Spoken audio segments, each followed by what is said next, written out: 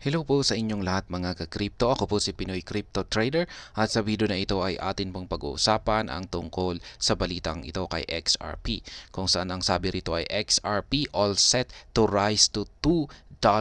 Ayan. Ito na raw po ay naghahanda para umangat or umakyat sa presyong $2 as 4-month chart shows eminent channel breakout. Yan, at ang naging basehan po rito ay yung kanyang 4-month chart ay nagpapakita ng isang nalalapit na breakout. At ayan, bago po tayo magpatuloy ay nais ko po munang bigyang linaw ang aking disclaimer kung saan ang nilalaman po ng video na ito ay hindi po ito isang financial advice. For education and information purposes lamang po ang layunin nito. Maliban po dito ay nais ko na rin pong magbigay pabala na wala pong kahit anumang group chat ang Pinoy Crypto Trader. At ayan, ang sabi po rito ay crypto analyst Egrag believes XRP could stage a significant rally. Ayan, si Egrag po ulit. Yan, ang naglabas ng kanyang analysis dito kay XRP kung saan siya po ay naniniwala na naghahanda na si Ripple sa isang significant rally. Yan, with a target price of $2. Yan daw po yung kanyang target price. Si XRP ay naghahanda ngayon para umakyat sa kanyang target price na $2 amid an imminent breakout of a multi-year descending channel. Ayan, ang magdudulot po nito sa pag-akyat ni XRP ay dahil sa nalalapit nitong breakout sa kanyang multi-year na descending channel.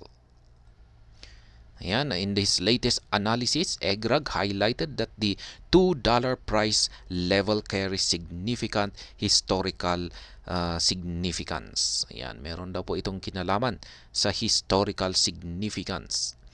Ayan, in the crypto market, past price points are crucial reference markers. Egrag points out two critical historical events in this case. Ayan.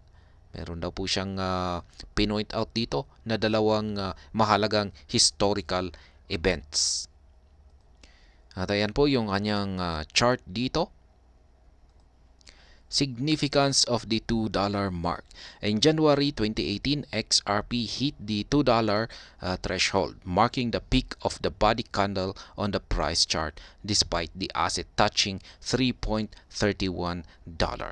Ayan, nung nangyari po ito, nang mahit ni XRP ang $2 na price, ay yan, nangyari po ito noong January 2018. This historical context suggests that $2 is psychologically significant for traders.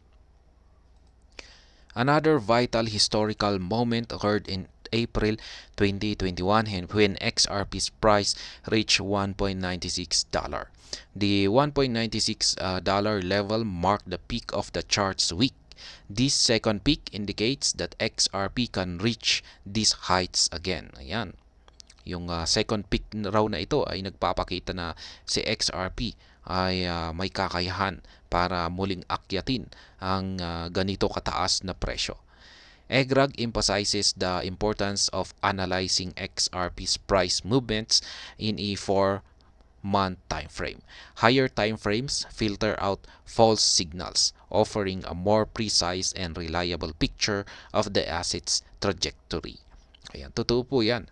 Kasi isa na rin po akong technical trader na ayan, totoo po na yung higher time frames ay ayan, nakakapag-filter po yan or natatanggal po niya yung mga false signals. Kasi sa mga lower chart time frame ay marami talagang false signals dyan, mga noise.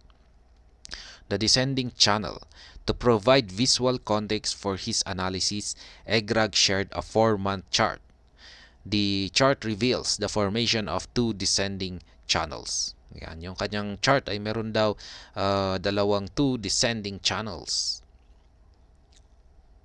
At ayan, yung nakikita natin dito na dalawang descending channels. Yan, yung may kulay blue. Ayan po siya. The first channel originated in 2018 following XRP's all-time high of $3.31 in January 2018. This high was followed by a series of declines leading to the creation of the descending channel. Ayan. Kaya ito yung unang channel na buo po yan dahil dito sa XRP's all-time high na $3.31 na nangyari noong January 2018. However, XRP experienced a remarkable rally in early 2021, surging to $1.96 in April 2021. The rally resulted in a breakout from the 2018 descending channel. Unfortunately, XRP again began to decline from the $1.96 high, giving birth to the second descending channel. Ayan, nangyari po yan. Kaya nabuo yung pangalawa na channel na ito. Drawing from historical patterns, EGRAG predicts that XRP is one of the cusp of another significant rally akin to the one observed in April 2021. This rally could propel XRP to reach $2, representing an astonishing 277% increase from its current price of $0.53. Kaya yan po yung kanyang naging basehan na maaaring magpropel or lumipad si XRP para maakyat nito ang $2 price. Kaya ito yung inaabangan natin na breakout. Yan, kasi channel ito, yan, kung mababasag yung itong resistance line, yan, or itaas na resistance line ng channel, ay ayan, aakyat daw po siya sa $2. Kaya yan yung inaabangan ni crypto analyst na si EGRAG. Yan, XRP retest $0.54. It is worth noting that EGRAG's analysis builds upon a previous post in which he highlighted two trading zones for XRP, Zone A and Zone B. The Crypto Basic called attention to this earlier analysis last week. Ayan, na meron po siyang yung tinatawag niyang Zone A at saka Zone B ay na-content na po natin ito sa nakalipas na video. Pinaliwanag po niya ito, yung tungkol dito. In this analysis, EGRAG noted that XRP traded in Zone A from 2013 to 2017 before moving to Zone B, which featured a higher price range.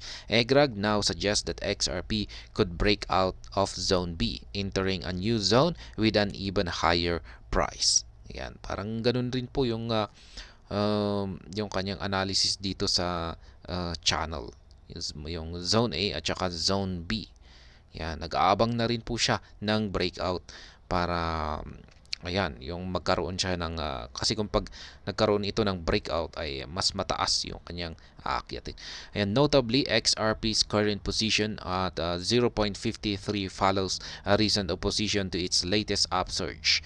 Notably, the asset rallied to retest $0.54 amid news that Judge Annalisa Torres denied the SEC's motion to file an interlocutory appeal in the Ripple case. Ayan, na-content na po natin ito, yung tungkol sa inilabas ni Judge Annalisa Torres na kanyang pag-deny sa dito sa interlocutory appeal ng SEC kay Ripple. Ayan, yan po ang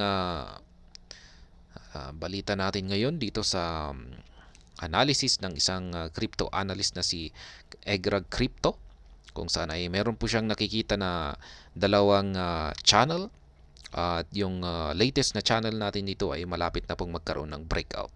At kung pag nagkaroon po ito ng breakout ay ang kanyang target ay nasa $2.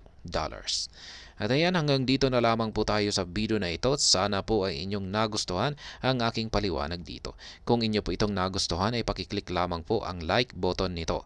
Para naman po sa mga bago lamang dito, kayo po ay aking inaanyayahan para mag-subscribe. Pakiclick na rin po ang bell icon nito dahil ito po ang siyang magsisilbing notification nito sa mga bago kong videos na akin pong ina-upload sa aking YouTube channel na ito. Marami pong salamat sa panonood. Ingat po tayo lagi at God bless po sa ating lahat.